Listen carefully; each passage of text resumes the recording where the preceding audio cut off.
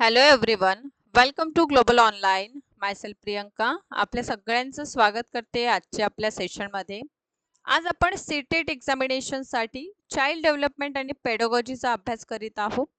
Child development आणि पेडोगॉजी एक्झामिनेशनसाठी 30 मार्कासाठी विचारलं जातं. सो ओव्हरऑल आपले 13 मार्क्स जे आहे ते डिपेंड करतं या पर्टिक्युलर टॉपिकवर. आणि आज आपण thinking and learning in children म्हणजे मुलं कशा पद्धतीने विचार करतात है ना, तर याविषयी आपण डिटेलमध्ये बघणार आहोत. आपल्या एक्झामिनेशनच्या पॉईंट ऑफ व्ह्यूने हे खूपच महत्त्वपूर्ण टॉपिक होणार आहे. या टॉपिकवरून आपल्याला नक्कीच प्रश्न जे आहे ते एक्झामिनेशनमध्ये विचारलेले दिसून येतात. त्यामुळे आजचा टॉपिक आपल्या एक्झामिनेशनच्या पॉईंट ऑफ व्ह्यूने खूपच महत्त्वपूर्ण होणार आहे. मुलांमध्ये विचार कशा प्रकारे केले जाते आणि या भागातून प्रश्न कशा पद्धतीने विचारतात हे दोनही गोष्टी खूप महत्त्वपूर्ण होणार आहे. सोबतच यावर्षीची सीटेट एक्झामिनेशन जर आपण टार्गेट करीत आहात तर यासाठी कंप्लीट कोर्स सुद्धा आपल्याकडे अवेलेबल आहे. सीटेटचा पेपर 1 आणि पेपर 2 अशा दोनही पेपरचं कंप्लीट कोर्स अवेलेबल आहे. या कोर्समध्ये आपल्याला फुल सिलेबस व्हिडिओ लेक्चर्स अवेलेबल आहे, फुल सिलेबस नोट्स आहे, 50 पेक्षा अधिक मॉक टेस्ट आहे आपल्या प्रॅक्टिस करिता, फुल सिलेबस एमसीक्यूज आहे. सीटेटच्या दोनही पेपरची फीज मात्र 3000 आहे. यासाठी आपल्याला ऑफिशियल नंबर्स दिलेले आहे, या नंबर्सवर कॉन्टॅक्ट करायचा आहे. पर पेपर फीज म्हणजे जर फक्त एकच पेपर आपण प्रेफर करीत आहात तर पर पेपर फीज मात्र 2000 रुपये आहे. सो अशा प्रकारचा हा कंप्लीट कोर्स आहे. याकरिता आपण ऑफिशियल नंबर्सवर कॉन्टॅक्ट करा किंबहुना ग्लोबल ऑनलाईन ॲप डाउनलोड करून फ्री व्हिडिओ डेमो लेक्चर्स सुद्धा आपण बघू शकता. सो पहा, इथे काही गोष्टी आपल्याला काय करायचं आहे, समजून घ्यायचं आहे. समजण्याचं काय आहे पहा, आज मी तुम्हाला थिंकिंग विषयी सांगत आहे. ठीक आहे. थिंकिंग म्हणजे काय, एक प्रकारचं विचार करणं. ठीक आहे. तर हे विचार करणं कोणासंबंधित आपण अभ्यास करीत आहोत, तर लहान बाळ. ठीक आहे. मुलं कशी विचार करतात हे आपल्याला जाणून घ्यायचं आहे. तर विचार करणे हे एक प्रकारची मानसिक प्रक्रिया आहे. कशी प्रक्रिया आहे ही? ही एक प्रकारची मानसिक प्रक्रिया आहे. ठीक आहे. आणि या मानसिक प्रक्रियामध्ये म्हणजे विचार करणे यामध्ये आपण बघतो की विचार जे आहे, चिंतन जे आहे ते एक प्रकारे स्मृती, आपली जी मेमरी असते यावर आधारित आपल्याला दिसून येते है ना. आपण काय लॉजिक लावू शकतो किंवा आपण काय तर्क करतो यावर थिंकिंग डिपेंड करतं. आपलं प्रिव्हियस अनुभव काय आहे त्या घटका संबंधित किंवा त्या बाबी संबंधित हे सुद्धा मॅटर करीत असतात. म्हणजे ओव्हरऑल जर बघितलं थिंकिंग मध्ये जे आहे स्मृती, तर्क, अनुभव ह्या गोष्टी काय करीत असतात, मॅटर करीत असतात. ओके. सो आपण जर इथे विचार करीत आहोत बालकांचं विचारांचं किंवा बालक कशा पद्धतीने विचार करतात, तर बालक जे आहे चिंतन दोन प्रकारे करतात. किती प्रकारे करतात? दोन प्रकारे बालक जे आहे चिंतन करतात. एक स्वली चिंतन याला म्हणतात. ठीक आहे. स्वली चिंतन. आणि दुसरं आपण काय बघतो तर यथार्थवाद बघतो. ठीक आहे. स्वली चिंतन म्हणजे काय बघा, मी थोडा याला एक्झाम्पल थ्रू जर तुम्हाला सांगितलेलं तर आपल्या सगळ्यांना हा जो घटक आहे आणखीन योग्यरित्या समजण्यामध्ये मदत होईल. पर्टिक्युलर जर विचार केलेलं चिंतन काय आहे, चिंतन ही एक प्रकारची मानसिक प्रक्रिया आहे ज्यामध्ये आपण तर्क, अनुभव आणि स्मृती यांचं महत्त्वपूर्ण भूमिका असते. बालक जे आहे, बालकांचे चिंतनांचे दोन प्रकार आहे. एक म्हणजे स्वली चिंतन.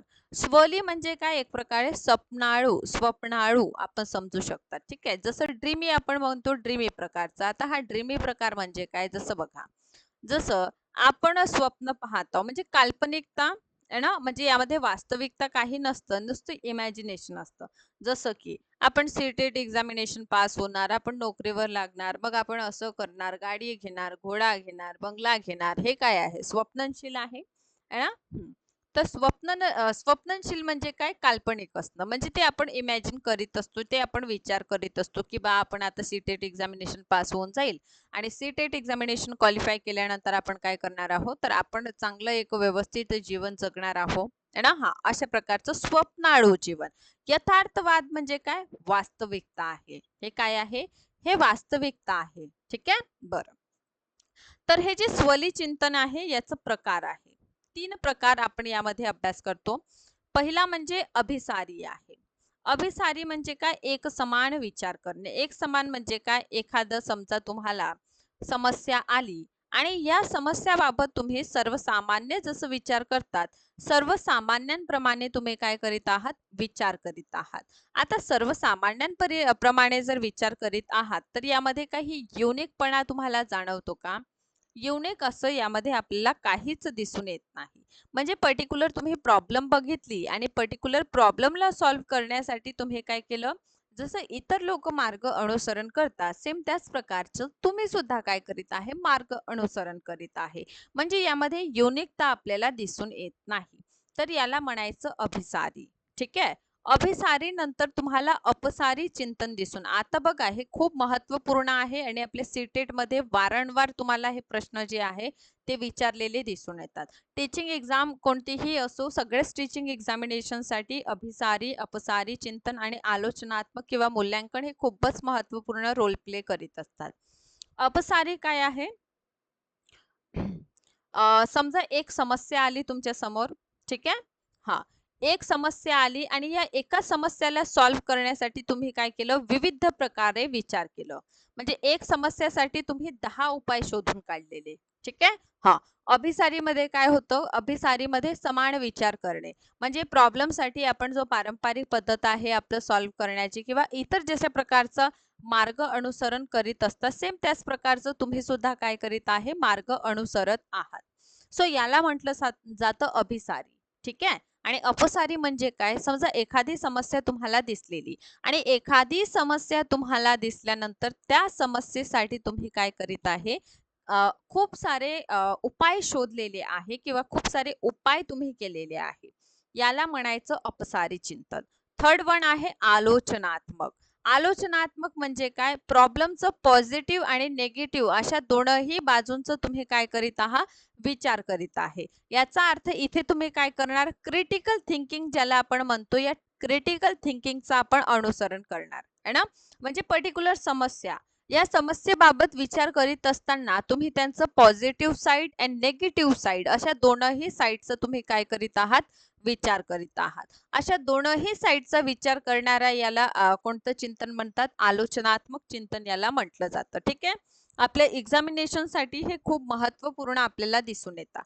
आता बघा अभिसारी काय आहे? अभिसारी म्हणजे एखादी विषय म्हणा किंवा एखाद्या पर्टिक्युलर प्रॉब्लेमवर विचार करण्याचं सर्वसामान्य किंवा इतरत्र जे मार्ग अनुसरण करीत असतात, सेम तशाच मार्गाचं अनुसरण तुम्ही सुद्धा केलेलं आहे, त्याला अभिसारी म्हणा.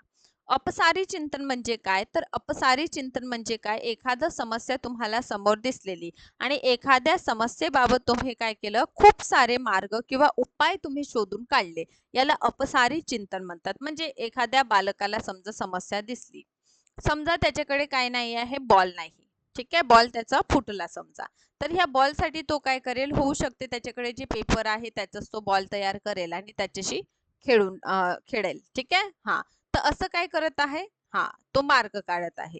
किंबहुना असंही होऊ शकतं की त्याला बॉल नाही मिळाला आहे ना, म्हणून तो काय करत आहे बा, की कोणतीही गोल वस्तू दिसली तर त्या वस्तू सोबत तो खेळत आहे. म्हणजे वेगवेगळे पर्याय तो त्या समोर आपल्याला काढताना दिसून येतं. सो या वेगवेगळे पर्याय म्हणजे काय? अपसारी चिंतन.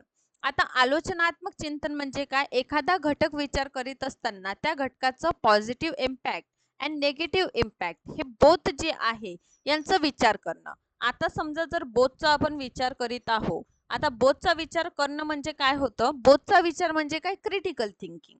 म्हणजे इथे आपण काय करीत आहोत? क्रिटिकल थिंकिंग आपण करीत आहोत. म्हणजे कोणत्याही घटकाकडे बघण्याचं दोनही दृष्टिकोन किंवा दोन्ही जे पैलू आहेत त्याचा आपण विचार करीत आहोत. तर अशा प्रकारे आपण बघतो अभिसारी, अपसारी आणि आलोचनात्मक चिंतन. ओके, चला.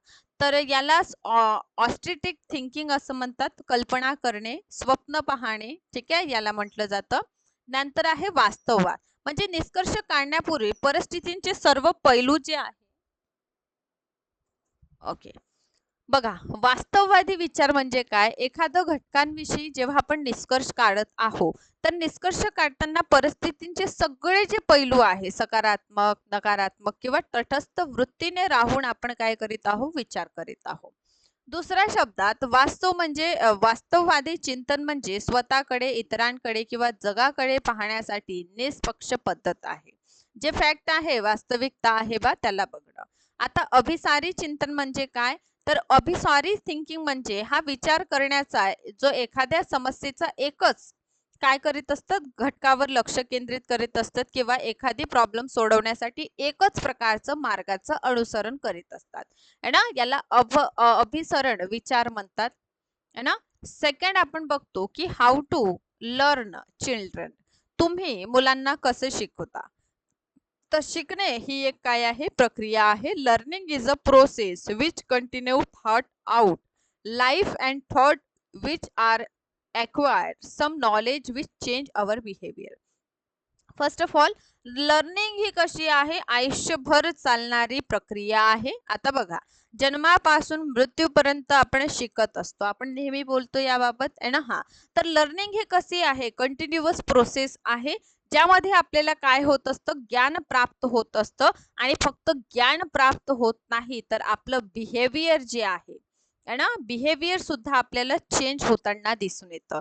याचा अर्थ लर्निंग प्रोसेसच्या माध्यमातून आपल्याला ज्ञान तर मिळतातच, पण यासोबतच आपलं जे बिहेवियर आहे ते सुद्धा चेंज होत असतं. फ्रेडसनच्या मते शिकणे, अनुभव आणि सराव हे परिवर्तन आहे. माणूस जन्माला आल्यानंतर लगेच शिकायला लागतो. शिकणे ही एक सोपी सरळ प्रक्रिया नसून हे कॉम्प्लेक्स आहे, बहुआयामी आहे आणि गतिमान प्रक्रिया आहे. शिक्षणामुळे व्यक्तिमत्वांचा सर्वांगीण विकास आपल्याला दिसून येतं. आपलं बघा, शारीरिक, मानसिक, भावनिक, संज्ञानात्मक सगळ्या क्षेत्रांचा विकास म्हणजे ओव्हरऑल डेव्हलपमेंट आपल्याला दिसून येतं, शिक्षणाच्या माध्यमातून होत असतं. जीवनातील उद्दिष्ट साध्य करण्यात एज्युकेशन किंवा लर्निंग आपल्याला मदत करीत असते. शिकल्यानंतर एखादी व्यक्ती स्वतःला, जगाला समजून घेण्यास सक्षम होत असतो, है ना. जर आपण लर्निंग करत आहोत तर learning person is able to understand himself and the world. Okay, म्हणजे लर्निंग काय करीत असते, आपल्याला शिकण्याचा नवा मार्ग, जगण्याचा नवा मार्ग देत असते. रटणे विषय लक्षात ठेवण्यासाठी शिक्षक म्हणता येणार नाही. म्हणजे समजा जर आपण विद्यार्थ्यांना रोट लर्निंग देत आहोत, मेमोरिलायझेशन देत आहोत, फक्त आणि फक्त त्यांना पाठ करा, पाठ करा, पाठ करा असं सगळं प्रकार करीत आहोत, तर ते योग्य शिक्षण आहे असं आपण म्हणणार नाही. विद्यार्थ्यांनी एखाद्या विषयाचं ज्ञानाच्या आधारे काहीतरी बदल घडून आणणे म्हणजे ज्ञानाचा व्यावहारिक उपयोग केला तर त्याची शिक्षणाची प्रक्रिया शिकणे अशी मानली जाऊ शकते. आता बघा काय आहे, पुस्तकी नॉलेज आणि वास्तविक जीवन यामध्ये नक्कीच आपल्याला फरक दिसून येतं, है ना. बघा, आता आपण बघतो की NCF जे असतं, म्हणजे आपण तुम्हाला मी राष्ट्रीय करिक्युलम याविषयी सांगितलं, राष्ट्रीय पाठ्यचर्या याविषयी आपण या पूर्वीच्या सेशन मध्ये सुद्धा अभ्यास केलेला आहे, की त्यांनी वारंवार लक्ष दिलेलं आहे की शिक्षण हे कसं असावं, व्यवहारिक असावं, है ना. हा, म्हणजे जे आपण रटार रटार रटार व्यवस्था आपण बघतो, या पलीकडे जाऊन आपलं जे नॉलेज आहे हे आपल्या व्यवहारिक जीवनामध्ये आपल्याला उपयोगी यावं, हे खूप महत्वाचं आहे. अर्थपूर्ण शिक्षण ही माहिती गोळा करण्याच्या आणि लक्षात ठेवण्याच्या प्रक्रियेऐवजी ठोस वस्तू आणि मानसिक प्रतिनिधित्वची प्रक्रिया आहे. सो गेट्सच्या मते शिकणे म्हणजे अनुभव व्यवहारांच्या रूपांतर आहे, है ना. पिलच्या मते शिक्षण म्हणजे व्यक्तीमधला बदल जो त्यांच्या वातावरणाच्या बदलानुसार होत असतो. क्रो आणि क्रोच्या मते शिकणे आणि सवयी, ज्ञान आणि दृष्टिकोन आत्मसात करण्याची प्रक्रिया आहे. यामध्ये गोष्टी करण्याचा नवीन पद्धती. आता बघा, शिकणे जे आहे ना, व्यक्तींच्या बिहेवियर, व्यक्तींचं नॉलेज, वे ऑफ टॉकिंग आहे ना, व्यक्तिमत्व या सगळ्यांमध्ये अपेक्षित बदल घडून आणत असतं. म्हणजे आपण म्हणू शकतो की लर्निंग प्रोसेसच्या माध्यमातून पर्टिक्युलर पर्सन किंवा एखाद्या व्यक्तीच्या पूर्णतः जे बिहेवियर आहे त्यामध्ये आपण काय करू शकतो, बदल घडून आणू शकतो. म्हणजे लर्निंग प्रोसेसच्या माध्यमातून आपण एखाद्या व्यक्तीमध्ये बदल नक्कीच घडून आणत असतो, है ना. हा, अमूर्त विचार, तर्क, कृती विकसित करणे, शिकणे, शिकण्याच्या प्रक्रियेत सगळ्यात महत्वाचे पैलू आहे. आता बघा, आपण जसजसं अनुभव आत्मसात करतो, जसजसं आपण मोठं होत जातो, आपण विविध गोष्टींचा विचार करण्याची आपली शैली बदललेली असते. तर्क वितर्क, एखादी कृती बोलून करण्यापेक्षा कृती आपण जास्त डेव्हलप करीत असतो. हे सगळं कशामुळे, लर्निंगमुळे. ओके, मुले वैयक्तिक पातळीवर इतरांकडून वेगवेगळे प्रकारे शिकतात. अनुभवातून आपण शिकतो, प्रयोगातून शिकतो, वाचनातून शिकतो. आपण स्वतः आपल्या मित्रमैत्रिणींसोबत जर चर्चा घडवून आणत आहोत तर त्या चर्चेच्या माध्यमातून सुद्धा आपण घडत असतो है ना. विचारून आपण विचार करतो, त्यातून घडतो. ऐकून चिंतन करून आहे ना, या सगळ्या प्रकारातून आपण काय करीत असतो, आपलं विकास होत असतं. ओके. जेव्हा एखाद्या मुलांच्या अगोदरच्या शिक्षणाचं नवीन पद्धतीनुसार शिकण्यात अजिबात परिणाम होत नाही तेव्हा त्याला शून्य हस्तांतरण म्हणतात. परंतु शिकण्याच्या हस्तांतराअंतर्गत जेव्हा पूर्वीचे शिक्षण नवीन पद्धतीमध्ये शिकण्याच्या प्रक्रियेला हस्तक्षेप करतात त्याला नकारात्मक हस्तांतरण म्हणतात. आणि जेव्हा भूतकाळात केलेले शिक्षण नवीन परिस्थितीत शिकण्यात मदत करीत असते त्याला सकारात्मक हस्तांतरण म्हणतात. तर हे तीनही शून्य हस्तांतर आहे ना, किंबहुना नकारात्मक हस्तांतरण आणि सकारात्मक हस्तांतरण लक्षात घ्या. ठीक आहे. पहा, जेव्हा मुलांना शिकण्यात काहीच इंटरेस्ट नसतो है ना, हा ऑब्विसली इंटरेस्ट नाही तर त्याला काही फीडबॅक मिळेल किंवा त्याला काहीतरी वेगळं मिळेल का, अजिबात मिळणार नाही. बरोबर ना. म्हणून म्हटलेलं आहे की हे शून्य हस्तांतरित आहे. बेनिफिट ऑफ डाऊट ज्याला म्हणतो आपण ते आपल्याला भेटत नाही. ठीक आहे. आता दुसरं आपल्याला दिसून येतं की जेव्हा पूर्वीचे शिक्षण नवीन परिस्थिती शिकण्याच्या प्रक्रियेत अपेक्षित हस्तक्षेप करीत असते त्याला नकारात्मक म्हणतात. आणि सेकंडली जे आपलं भूतकाळ आहे त्यातून जे आपण ज्ञान संपादन केलं ते नवीन परिस्थिती शिकण्यामध्ये जर आपल्याला मदत करत असेल तर त्याला सकारात्मक म्हणायचं. मुलांच्या मानसिकदृष्ट्या तयार होण्यासाठी आधी शिकवणे, नंतरच्या टप्प्यात त्याला शिकण्याची प्रवृत्ती परिणाम. आता मला सांगा, मी खूप इंटरेस्ट देऊन शिकत आहे पण तुम्हाला परीक्षेमध्ये इंटरेस्ट नाही, याचा काही फायदा होणार आहे का, नाही. तर मुलांचं शिकणे आणि त्यांचं डेव्हलपमेंट जे आहे ना याच घटकाशी संबंधित आहे की समोरचा शिक्षक कितीही समजा तुम्हाला सांगण्याचा प्रयत्न करीत असेल, खूप तुम्हाला समजवण्याचं, ठीक आहे, सगळ्याच गोष्टी करत असेल पण तुम्हाला जर त्या परीक्षेमध्ये इंटरेस्ट नाही तर त्याच्या मोबदल्यात त्याला काहीच मिळत नाही. म्हणून मानसिकदृष्ट्या मुलांना तयार होण्यासाठी शिकवणे हा पहिला टप्पा. दुसरं, शिकण्याच्या प्रवृत्तीवर परिणाम करणे.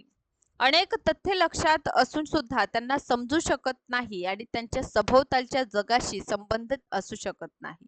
शाळेचा आत आणि बाहेर अशा दोनही ठिकाणी जे आहे लर्निंग प्रोसेस सुरूच असते है ना.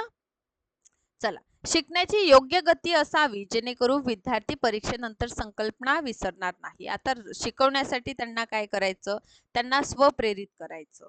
ठीक आहे. शिकणं हे रटाळ असू नये. आता टीचिंग मध्ये बघा विविध मेथड्सचा आपण वापर करीत असतो. का बरं, कारण एक मेथड जर आपण एकच मेथडने जर आपण विद्यार्थ्यांना शिकविलं तर त्याचं इम्पॅक्ट पडत नाही. म्हणजे एक मनोरंजकरित्या शिकवणं हे सुद्धा खूप महत्त्वपूर्ण आहे. आता आपण फक्त वाचन वाचन वाचन करीत आहोत आणि विद्यार्थ्यांना काहीच त्यातून कळत नाही आहे तर ऑब्विसली हे शिक्षण काय होणार, रटाळ होणार. विद्यार्थ्यांना इंटरेस्ट येणार का, अजिबात विद्यार्थ्यांना यामध्ये इंटरेस्ट येणार नाही है ना. तर यातून काय करणं, विद्यार्थ्यांचं संज्ञानात्मक मूल्य म्हणजे काय, मस्तिष्क है ना डेव्हलप करणं असतं. आता बघा, मुलांच्या शिकवण्यात पालकांची आणि कुटुंबाची खूप महत्त्वाची भूमिका असतं. कारण पहिली आपण काय बघतो, शाळेत जाण्यापूर्वी विद्यार्थी हे आपल्या पालकात, आपल्या घरातून, आपल्या परिवारातूनच काय करीत असतो, लर्न करीत असतो, शिकत असतो. म्हणजेच मुलांच्या शिकवण्याच्या प्रक्रियेमध्ये पालकांची भूमिका महत्त्वाची असते. तर रूल्स और principle of learning in children, मुलांच्या शिकण्याचे काही तत्व आहे. तत्पुरतीचा कायदा हा जो आहे ना नियम थार्नडाईटने मांडलेला आहे. जर मुलं एखादं कार्य करण्यास तयार असेल तर तो पटकन करतो आणि काम करण्याची इच्छा तरतुदीने निहित आहे. जर मुलाला गणिताचे प्रश्न करण्याची तीव्र इच्छा आहे तर तो करतो. आणि जर त्याला इंटरेस्ट नाही तर बघा तो लक्षच देत नाही. बरोबर की नाही. हा सेकंड आहे अभ्यासाचा नियम आहे ना. हा नियम काय म्हणतो, जर विद्यार्थ्यांना मुलांचे एखादे कार्य पुन्हा केले तर सामान्य मुलांपेक्षा त्या कार्यात तो आणखीन कुशल होतो. म्हणजे सतत सतत जर तो सराव करीत आहे, सतत सतत त्या टर्म्स अँड कंडिशन म्हणा, रूल्स म्हणा, ते समजून घेत आहे तर त्याला नक्कीच काय होत असतं, त्याचा फायदा होताना आपल्याला दिसून येतं है ना. हा यानंतर आहे प्रभाव आणि समाधान कायदा. यामध्ये काय आहे तर यामध्ये मुलांना ती क्रिया करायची असते ज्याचा परिणाम आपल्याला फायदेशीर असतो. मुलांना आनंद आणि समाधान मिळतो. मुलांना एखादे काम करण्यात अडचणी येत असेल तर ते शिकत नाही, थांबवून देतात. समजा एखाद्या मुलाला शिकण्यात इंटरेस्ट नाही, त्याला अन्य कोणत्या गोष्टीत इंटरेस्ट आहे, अशा मुलांना आपण कितीही समजवलं, शिकवण्याचा प्रयत्न केला, काहीही करा, ठीक आहे, परिणाम होत नाही जोपर्यंत स्व इच्छा जागृत होत नाही. शिक्षणाचा मजबूतीकरण सिद्धांत, हा जो सिद्धांत आहे अमेरिकन मानवशास्त्रज्ञ CL हुल यांच्या हस्ते करण्यात आलेला आहे, त्यांनी दिलेला आहे. हा नियम काय म्हणतो, शिक्षणाचा आधार गरज पूर्ण करण्याची प्रक्रिया आहे. जेव्हा मुलांचं गरजा पूर्ण होत नाही तेव्हा त्यांच्यामध्ये असंतोष होतो है ना. जेव्हा अन्याची गरज पूर्ण होत नाही तेव्हा मुलांमध्ये तणाव निर्माण होणार, परिणामी ते असंतुलित होईल. म्हणजे शिक्षणाचा आधार गरज पूर्ण करण्याची प्रक्रिया त्यांनी सांगितली आहे. ओके. शाळेचं वातावरण विद्यार्थ्यांना यश अपयशात वातावरण खूप इम्पॉर्टंट रोल प्ले करीत असतो. आता शाळेचे वातावरण जर बालकेंद्रित आहे, मुलांना सेंटरमध्ये ठेवून जर सगळं क्रिया होत आहे, सो ऑब्व्हियसली हे खूप महत्त्वपूर्ण ठरेल है ना. आणि हेच जर समजा शिक्षक आणि विद्यार्थी दोघांमध्ये सहसंबंध असणार नाही है ना, शिक्षकांना शिकवण्याची इच्छा नाही आणि मुलांना शिकण्याची इच्छा नाही, तर हे योग्य वातावरण आहे असं आपण म्हणू शकत नाही. कौटुंबिक वातावरण सुद्धा खूप चांगलं असणं आवश्यक आहे. आता कौटुंबिक खूप जास्त क्लेश असेल तर त्यामुळे मानसिक दबाव विद्यार्थ्यांवर असेल आणि अशा परिस्थितीत विद्यार्थी बघा शिकू शकत नाही, त्यांचं मन लागणार नाही. त्यामुळे पालकांचं सुद्धा जबाबदारी आहे की घरेलू वातावरण जे आहे, कौटुंबिक वातावरण हे खूप चांगलं करणं. कारण कुटुंब ही शिक्षेची पहिली शाळा मानली जाते. मुलं जी आहे ते सर्वप्रथम जे आहे ना घरातूनच शिकत असतात, बरोबर आहे. म्हणून कौटुंबिक वातावरण योग्य असणं आवश्यक आहे. अभ्यासाचा सराव त्यांना सतत सतत असणं खूप आवश्यक आहे. आता सतत सराव केल्यानं व्यक्ती जे आहे ना आणखीन त्याला रस येतो आणि नवीन नवीन मार्ग जे आहे ते एकच गोष्टीला समजून घेण्यासाठी त्याच्या अंतर्गत डेव्हलप होत असतात. स्वारस्य आणि इंटरेस्ट आणि कुतूहल नसणे हे सुद्धा एक कारण असतं मुलं न शिकण्याचं. आता समजा शालेय स्तरावर अभ्यासादरम्यान अनेकदा असू शकतं की मुलांना शिकण्यातच रस नाही है ना, त्यांना फक्त काय करायचं आहे, गोष्टी करायचं आहे आपसात है ना, शिकण्याबाबत त्यांना काहीच इंटरेस्ट नाही, तरीही खूप अवघड असतं बरं. आता मुलांचं आरोग्य जर व्यवस्थित नाही, मुलं हे शारीरिक आणि मानसिक दृष्ट्या जर निरोगी नाही, सो तरी तुमचं त्यांचं मन जे आहे ना अभ्यासात लागणार नाही. आता यामुळे सुद्धा विद्यार्थी शिकण्यामध्ये इंटरेस्ट दाखवणार नाही है ना. आता मला सांगा, तुमचं खूपच जास्त तुम्हाला सर्दी खोकला ताप आहे, तुम्ही वर्गात जाऊन बसले. आता तुम्हाला बरंच नाही वाटत आहे है ना, तर तुम्ही खरंच शिक्षक काय म्हणत आहे याकडे लक्ष देऊ शका का? नाही देऊ शकत. वर्गातील वातावरण बघा, शालेय स्तरावर अभ्यास दरम्यान जे आहे वातावरण जे आहे स्पर्धात्मक शिस्तबद्ध असावं है ना, मॅनर्स असावे विद्यार्थ्यांमध्ये. सो मुलांच्या अपयशापासून रोखण्यासाठी आपण काय करू शकतो, तर मुलांच्या अपयशात पालकांची भागीदारी महत्वाची आहे. घरेलू जे वातावरण आहे ते खेळीखिळीचे असावे, म्हणजे हसत खेळत असावे है ना. पालकांना सगळ्या गोष्टींची काळजी घ्यायला हवी, किंबहुना त्यांना चांगलं देण्याचा प्रयत्न करायला हवं. मुलांमधील कौशल्यांचा विकास करणं, खुद development of skill in children सुद्धा खूप महत्वाचं आहे. पालक आणि शिक्षक दोघे मिळून विविध कौशल्य विकसित करणे, जसं वाचणं. आता शाळेतच चालला बा मुलगा आहे ना, आणि शाळेत जात आहे आणि तेव्हाच तो काय करू शकतो, योग्यरित्या अभ्यास करतो किंवा शिक्षकांनी शिकवायला हवं आणि पालकांनी काहीच करू नये असं जर केलं तर हे योग्य होईल का? नाही.